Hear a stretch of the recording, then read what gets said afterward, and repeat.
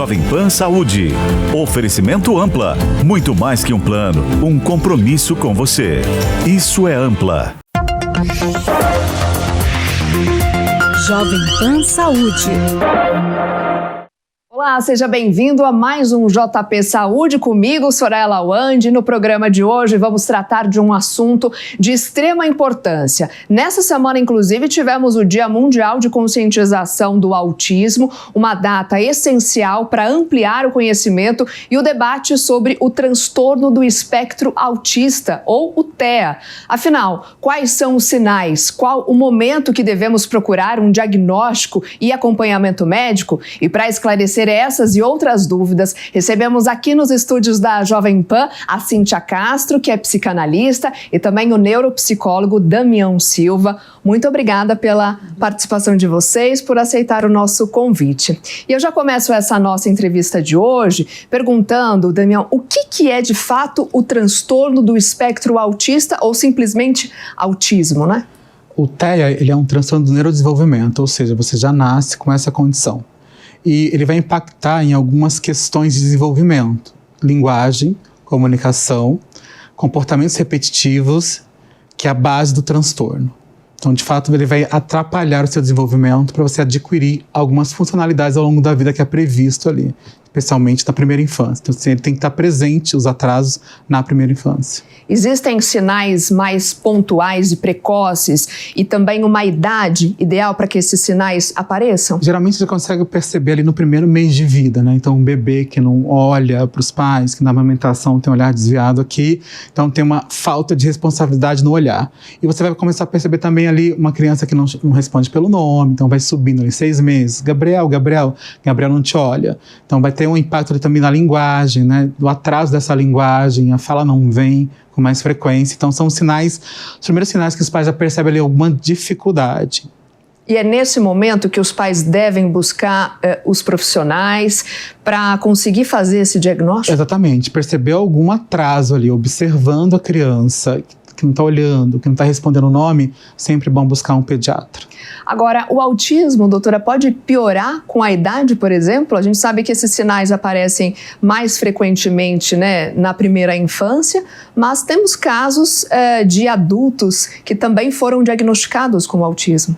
Sim, por isso que a intervenção precoce é muito importante. Como o Damião falou, assim que você percebe que a criança ela não tem o contato na amamentação, que ela não responde ao nome, não quer colo, quer ficar no berço sozinha, que ela evita um contato físico, que ela chora compulsivamente, falar com o pediatra. Falou com o pediatra, ele vai encaminhar para o neuropediatra.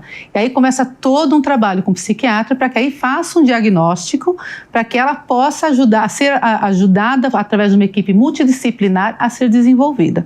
Porque como ela tem, como o Damião falou, a dificuldade de socialização, o comportamental e a dificuldade de fala, da fala dela, então muitas vezes o que ela precisa? De apoio para que ela possa acompanhar o máximo possível as outras crianças. E aí é importante o apoio da família e o apoio também de um profissional. Só que muitas vezes os pais acabam não querendo enxergar isso.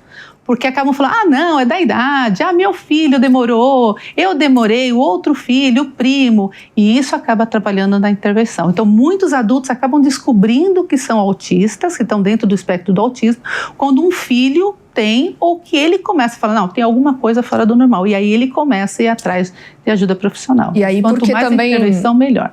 Porque deixou de perceber que aquele sintoma, aquele sinal de fato era relacionado com esse tipo de transtorno. Como tem fator genético importante no autismo, então as pessoas acabam resgatando a história de vida. Então, assim, meu avô foi assim, minha avó foi assim, meu tio, meu primo, eles acabam associando esse funcionamento, mas não percebem como um atraso. Então, o ideal, de fato, é buscar ali um especialista para fazer esse diagnóstico rapidamente. E o SUS também hoje tem ali, já é obrigatório que os médicos façam um rastreio desse transtorno, né? Então, chegou lá, percebeu, narrar. É importante, porque assim, não é cada criança tem seu tempo. O tempo de desenvolvimento é padrão. Então, o que é esperado para a espécie humana até os 6 meses, 18 meses, 2 anos, 30 anos, 40, então isso é padrão. Saiu fora dessa curva de desenvolvimento padrão, tem alguma questão, seja para atraso ou seja para precocidade.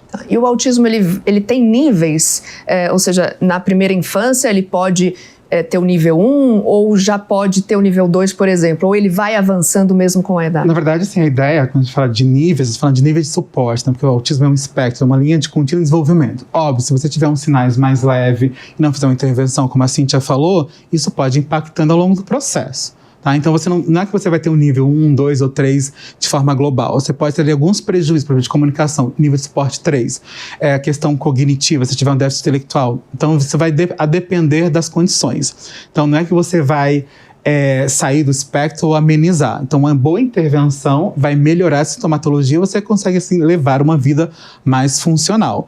Não tendo intervenção, e a gente sabe que no Brasil, um país continental, é muito difícil você ter acesso a bons profissionais dos rincões do país, até nas capitais também, isso vai impactar muito o processo. Então, assim, como a Cíntia falou, intervenção precoce é a chave, é o caminho.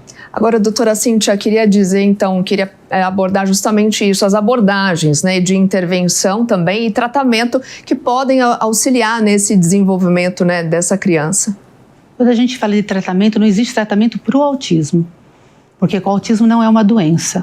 Então, o que existe? Existe comorbidades. O autista, 80% ele vem com depressão, ansiedade e TDAH.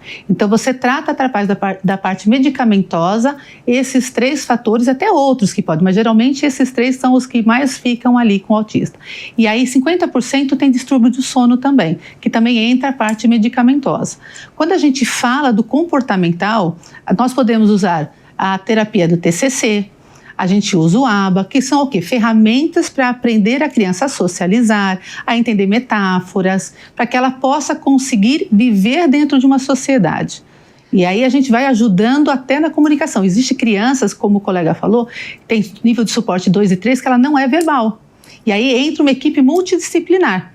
O fono, o psiquiatra, o neuro, a parte motora, que isso é desenvolvido e tem crianças que começam a falar ao longo da vida para ela começar a se comunicar, falar o que ela quer, não só através de figuras, como a sonorização, como ela começa a falar uma palavra ou outra. Agora a senhora tocou num ponto interessante. O autismo ele pode e deve estar sempre associado com outros transtornos, como ansiedade, depressão, TDAH? Não é que deve, mas geralmente acontece algumas sobreposições. Então, geralmente, assim, é muito raro você encontrar uma pessoa que só tem o transtorno de espectro autista sem nenhuma condição comórbida, né? Então, isso pode acontecer. E geralmente acontece, mas nós temos sim pessoas simplesmente ali com TEA, sem nenhuma condição comórbida.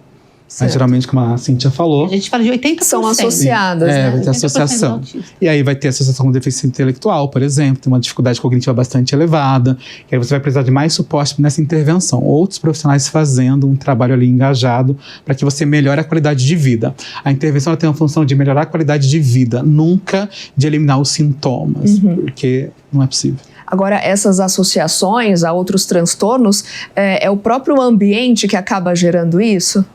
É que, na verdade, assim, a gente tem a questão da epigenética, né? Então, assim, eu tenho uma predisposição genética para o autismo e a gente pensar nas comorbidades, os genes são os meios. Se a gente vai ter uma alteração ambiental bastante importante, e você tem uma predisposição. E como vai ter ali já um sujeito estressado do ponto de vista tóxico aqui, óbvio que essas condições elas vão acontecer ou não, especialmente ansiedade, depressão. Mas quando eu penso, por exemplo, em TDAH, eu já vou ter alguma alteração neurológica de base que vai ter essa comorbidade junto. Então, eu vou falhar córtex pré-frontal, por exemplo, que vai ter um funcionamento executivo mais falho. Então, o ambiente importa bastante, mas não só. Mas quando a gente fala também da intervenção em cima disso que o Damião falou, da ansiedade e da depressão, por isso que é importante ser visto quanto antes, porque a família precisa de apoio também. Porque se é uma família estressada, ela vai acabar estressando aquela criança, porque ela não vai entender que é uma necessidade. Então isso causa mais ansiedade ainda. Então a criança por si só, por não conseguir se comunicar, socializar, ela já cria uma ansiedade. Ela já vem com esse ambiente onde ela vai desenvolvendo cada vez mais e acaba trazendo outras coisas. E de que forma a família pode, né, servir de rede de apoio e também nesse sentido ajudar essa criança a ter uma vida mais tranquila, né? Primeiro, assim, tirar o preconceito. É saber que ninguém tem culpa de nada. Estamos ali para ajudar. É aprender um amar diferente. socializar diferente, procurar ajuda o quanto antes. Não ficar como o Damião falou, né? Muita gente fala assim, não, porque por ter parte genética, hereditária, ambiental, as pessoas falam assim, não, é por causa desse ambiente, porque nós mudamos de país, é porque não tem um amiguinho. E não é assim, existe um marco de desenvolvimento. Saiu dessa curva, procure ajuda, se tire do preconceito. E aí sim, vai entender, vai estudar a respeito, vai procurar profissionais para que possam cercar não só a criança ou o adulto quando descobre, como a família. A família tem que entender, porque como que você vai ajudar alguém se você também não está bem? E você tem que trabalhar o seu psicológico, porque você tem que entender que não é só ajudar, você tem que saber que não é um preconceito, não existe culpa, não existe nada.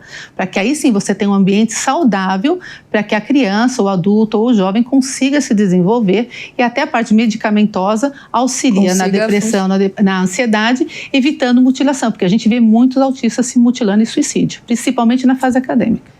E olha só, dados do Centro de Controle e Prevenção de Doenças revelaram um aumento progressivo de pessoas diagnosticadas com TEA ao longo dos anos. Em 2004, por exemplo, o número estava de 1 a cada 166 pessoas. 17 anos depois, em 2021, os dados mostram um aumento de 1 em cada 44 crianças de 8 anos de idade foram diagnosticadas com autismo.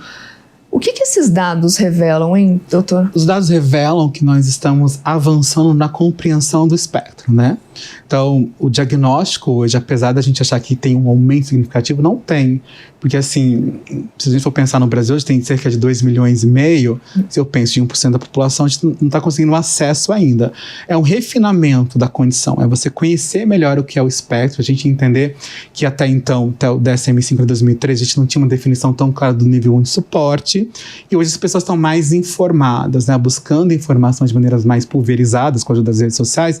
Isso vem impactando bastante nessa identificação.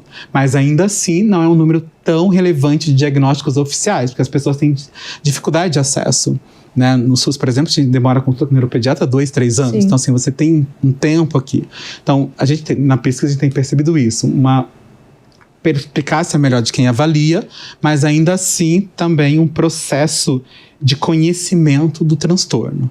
E aí o que era colocado tudo lá num grande bloco, hoje você consegue diferenciar o que é.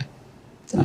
Doutora, como você tem percebido, né, nos consultórios, né, as famílias, né, agora há pouco a gente falava dessa questão da aceitação, né, agora esses números reforçando, os diagnósticos têm sido feitos porque as famílias têm procurado ajuda, talvez? Sim, o conhecimento, o fato da mídia falar de uma forma mais aberta faz com que a família não tenha tanto preconceito. Uhum. A primeira coisa que acontece, quando você descobre que você tem um filho dentro do espectro do autismo, vem todo mundo querer saber, é da parte de quem?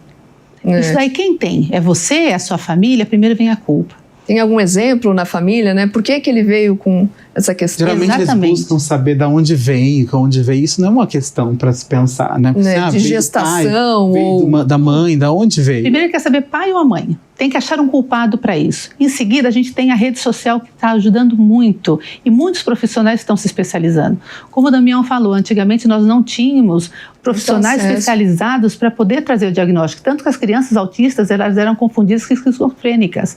Elas eram colocadas em um hospital e deixadas lá, amarradas. Antigamente, a imagem que se tinha de uma criança dentro do espectro, ela não tinha emoção, que ela não interagia, que ela só ficava dentro do mundo dela, e não é assim.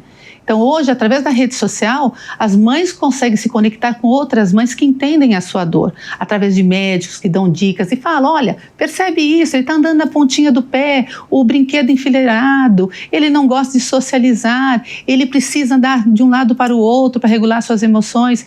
Então, tudo isso ela começa a identificar. Então, hoje a gente traz conhecimento para que as famílias possam realmente falar, olha, eu não estou sozinha.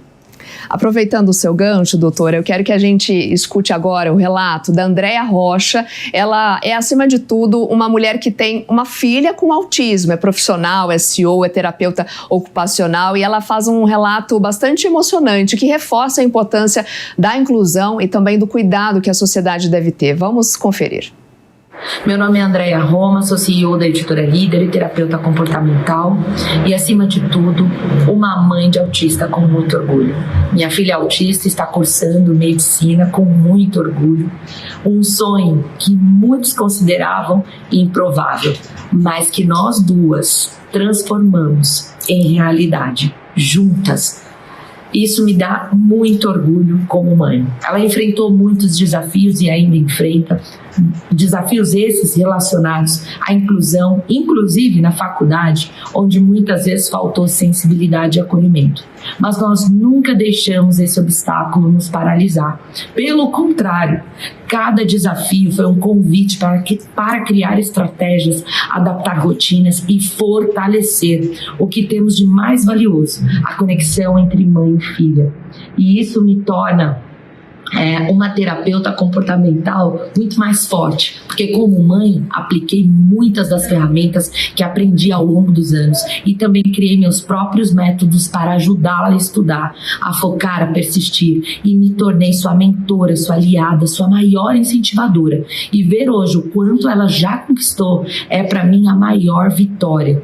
Eu quero deixar uma mensagem para todas as mães que têm seus filhos no espectro. Não desistam, acreditem no potencial dos seus filhos, deem amor, mas também estrutura. A jornada não é fácil, mas é possível, é linda, que cada mãe possa encontrar em si a força que um dia eu precisei encontrar em mim, e que esse amor que nos move seja sempre um combustível para seguir. Beijo. Pois é, né? A gente vê aí, ela é terapeuta ocupacional, tem uma filha autista, cursando medicina e acaba usando a sua própria experiência pessoal no tratamento. Isso é muito legal, né? Muito. Quando você vê, aquilo que ela falou, são os sonhos das duas. Uma abraçou a outra e falou, vamos nisso, né? Porque o que importa é os pais olharem os seus filhos não como incapazes, sim capazes, mostrar para eles que eles são capazes de chegar aonde eles querem. Aonde é o sonho? Não é porque você está dentro do espectro que você não vai conseguir. Como a pessoa falou, né? A filha dela está cursando medicina. Muitas pessoas falam assim, como assim um médico autista? E temos médicos, advogados, juízes excelentes. O autista, ele traz algo que é o hiperfoco. Então isso é muito importante para ele, tanto para a regulação, como também para muitas profissões. Então ele é muito bom naquilo que ele se propõe a fazer. Então, quando a gente traz essa questão, a família, quando enxerga o potencial e coloca as ferramentas, não só para o profissional, porque não adianta só chegar na hora da intervenção, estar com o profissional, tem que fazer em casa. E a mãe sabe quem é o filho de fato, então ela vai criar, como a Andréia falou, o momento deles. Qual é a ferramenta? Ali é feito dessa maneira, mas eu sei que ele trabalha assim também. Então você vai criando um ambiente acolhedor para a criança e capaz, para que ela possa socializar e saber, existe sim, estou dentro do espectro, mas tudo bem.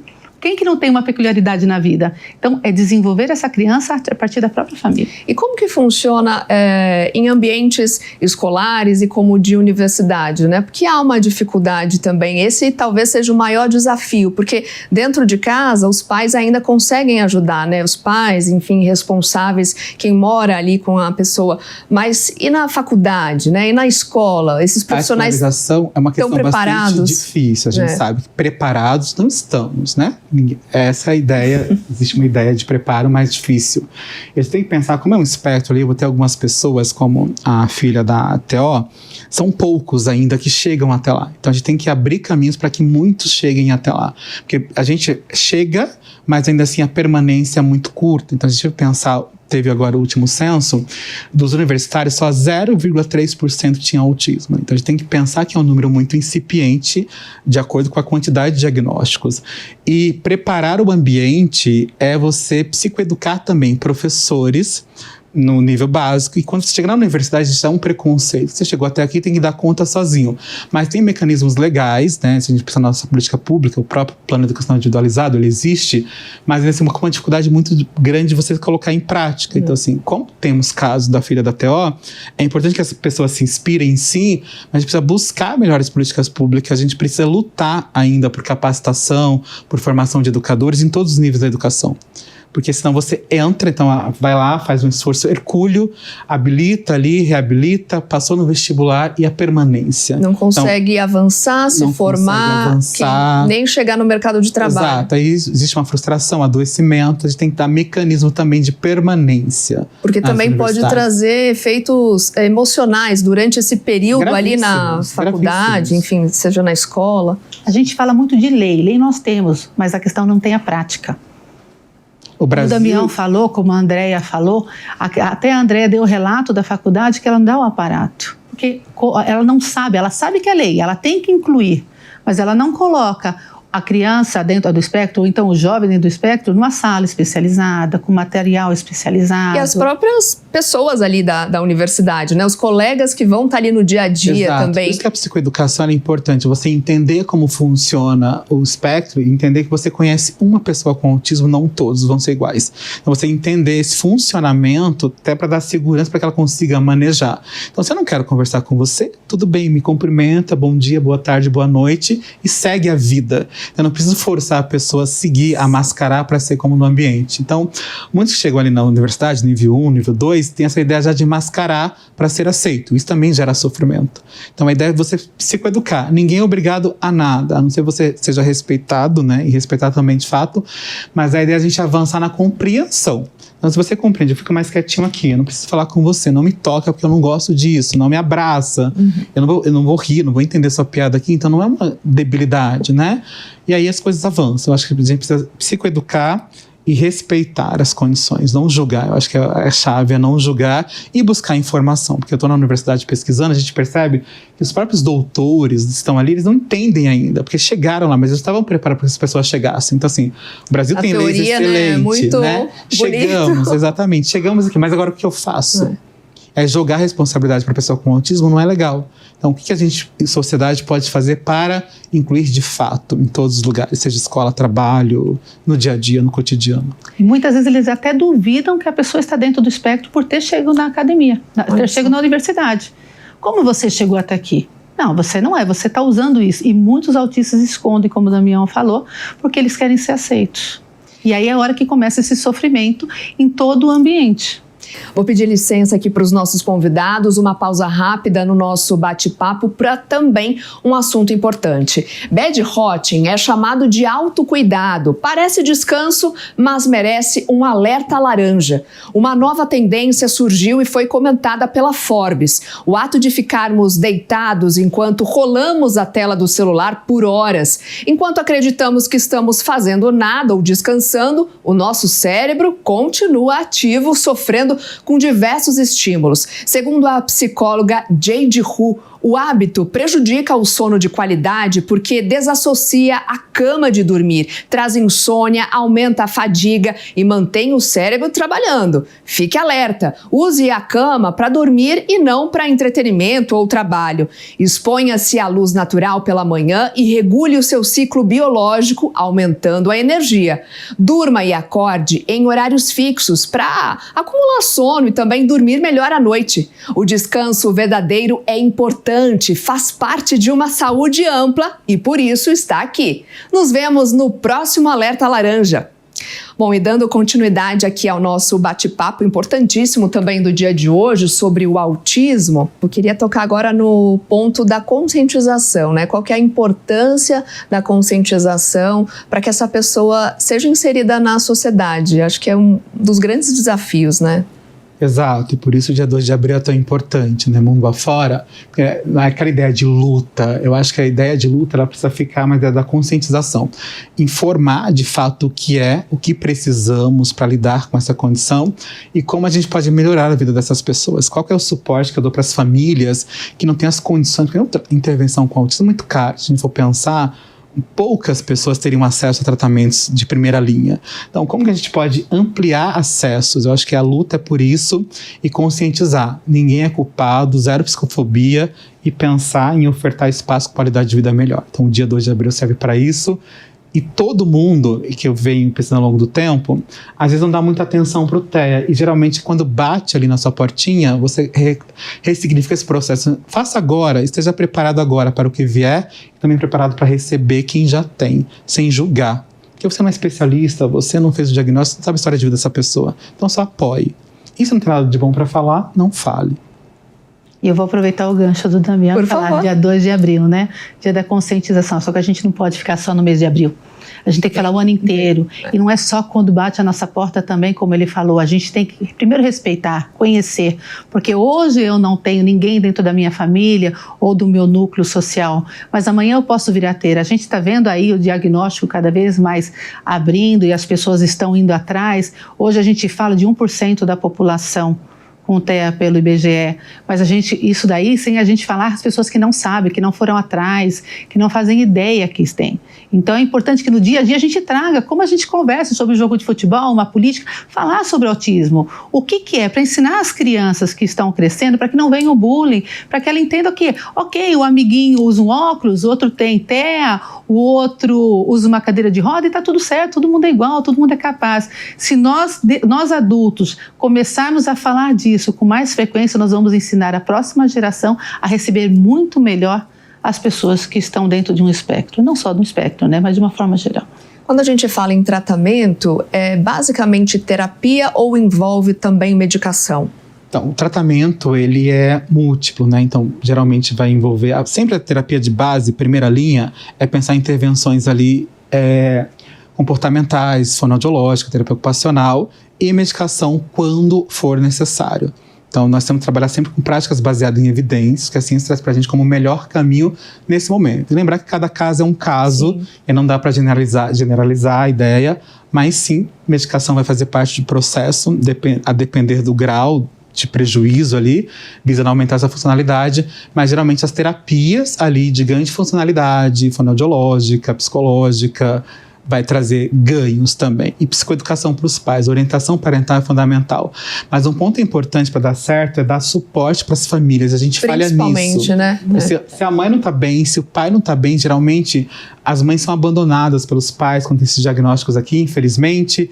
E aí tem muitos casos de sofrimento excessivo, até de suicídios conhecidos, mas a gente precisa ter um canal de suporte para essas famílias. Então, para além da pessoa com autismo, o que de suporte eu posso ofertar para os cuidadores? Quem cuida de quem cuida das pessoas com autismo? Doutora, essa terapia ela é feita em conjunto com a criança e a família ou separadamente? Nós podemos trabalhar de várias maneiras. Trabalhar com a criança para ajudá-la a desenvolver no seu dia a dia. Quando a gente fala de fono, seria só com a criança. Quando a gente fala de TO também. Mas nós precisamos muitas vezes ensinar os pais, incluir os pais na terapia. A criança precisa entender que ela é singular, que ela tem ali um momento dela, onde ela não vai ter uma pressão com o olhar, ou a mãe tentando responder, não filho, pega aqui. Porque muitas vezes a mãe quer ajudar e acaba atrapalhando. Então é importante que a criança tenha um momento dela, mas que também o profissional traga os pais para que eles possam saber como fazer. Imagina assim, durante 7 dias na semana por 24 horas, o profissional ele fica às vezes 1, 2, 3 horas, o resto fica com a família. Então esse trabalho tem que ser contínuo para que ela tenha amanhã o melhor desenvolvimento e melhor qualidade de vida. E essa família, essa criança, ela recebe alguma alta em algum momento da fase da vida? Ou ela tem que fazer esse trabalho de terapia para sempre? Né? Para sempre, muito. Muito tempo. E a ideia, se a gente estiver fazendo intervenção de qualidade, com evidência científica, a gente não ter melhor nesse quadro, é importante trocar essa equipe, tá? Então, sempre observar que os ganhos que a gente está tendo, alta definitiva, a gente vai sempre precisar de suporte em algum momento da vida. Por exemplo, uma criança que está na educação infantil hoje, que vai mudar de segmento, ela tem que voltar para aprender algumas questões aqui. Então, sim, existe uma melhora, uma diminuição considerável desses processos todos, da infância, da adolescência, na vida adulta, mas é sempre observar. Então, às vezes, você vai ter alta, mas vai ter terapias de manutenção, para ver, para alinhar. E para que ele consiga ter independência, né, em algum momento. Exato, a grande questão é independência, autonomia, funcionalidade e felicidade. Uma última dica aqui, às vezes os pais não têm muitos recursos para fazer as intervenções. Assim, o ideal, não tem um recurso para pagar todo mundo, mas o pai se especialize, busque formação ali, pague um bom profissional que você vai ter recurso para lidar com esse processo dentro de casa. Isso é fundamental. Bom, recebemos hoje aqui nos nossos estúdios a psicanalista Cíntia Castro e o neuropsicólogo Damião Silva para a gente abordar esse assunto tão importante, né? E vale sempre a gente conversar sobre isso para que essa conscientização, né, aconteça de fato. Obrigada pela presença de vocês. Obrigado você pelo convite. Obrigada, doutora. O Jovem Pan Saúde vai ficando por aqui. Espero que você tenha gostado do nosso assunto do programa de hoje. Muito obrigada pela companhia. E se você tiver alguma dúvida ou sugestão, envie um e-mail para saude@jovempan.com.br. Se quiser rever essa e também outras entrevistas, acesse o canal Jovem Pan News e também o aplicativo da Panflix para Android e iOS. A gente se vê na próxima semana. Até lá. Jovem Pan Saúde. Jovem Pan Saúde. Oferecimento Ampla. Muito mais que um plano, um compromisso com você. Isso é Ampla. A opinião dos nossos comentaristas não reflete necessariamente a opinião do Grupo Jovem Pan de Comunicação. Realização Jovem Pan News.